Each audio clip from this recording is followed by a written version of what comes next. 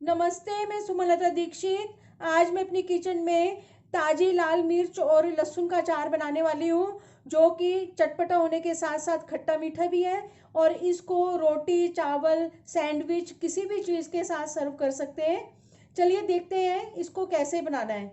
इसके लिए ये 10-11 ताज़ी लाल मिर्च है और 1/3 कप के करीब ये गार्लिक है। इसको भी मैंने छील लिया है और अच्छी तरह से इन दोनों चीज़ों को धो के सुखा लिया है। और अब इन मिर्चों को रफली चॉप कर लेंगे डंठल हटा के।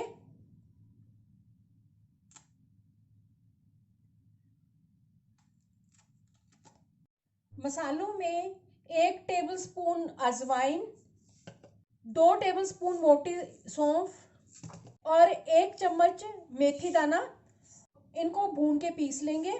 1.5 बड़ा चम्मच काली वाली राई है, इसका भी पाउडर बना लेंगे। अब मैं इन कटी हुई मिर्चों को चॉपर में डाल के चॉप कर लूंगी।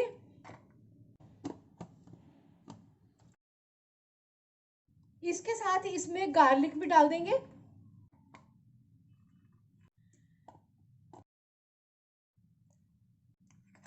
इस तरीके से बनाना है। अगर चॉपर में नहीं करना चाहते और मिक्सी में करना चाहते हैं तो मिक्सी को भी रुक रुक के चलाना है, जिससे उसकी फाइन पेस्ट ना बने। इस तरीके से सारी मिर्चों और गार्लिक को चॉप कर लेंगे। गैस के ऊपर मैंने पैन रख दिया है और इसमें अब सरसों का तेल डाल देंगे।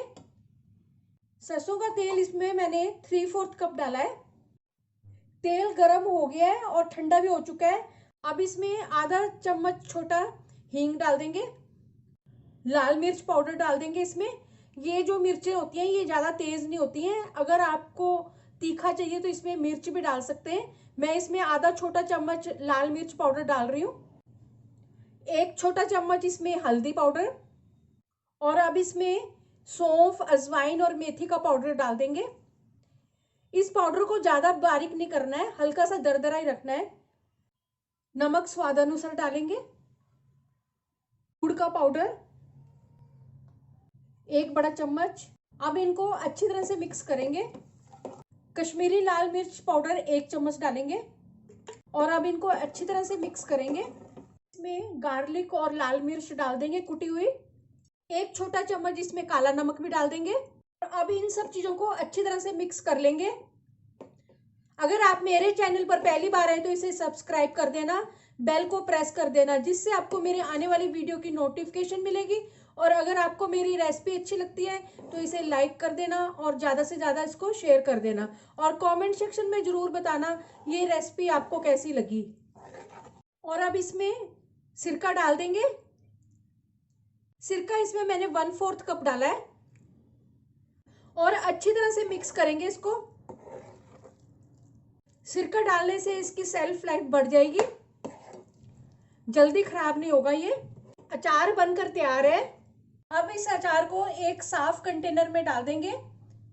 ये अचार 5-6 दिनों में खाने लायक हो जाएगा और अगर इसको धूप में रखेंगे तो ये और भी जल्दी तैयार हो जाएगा।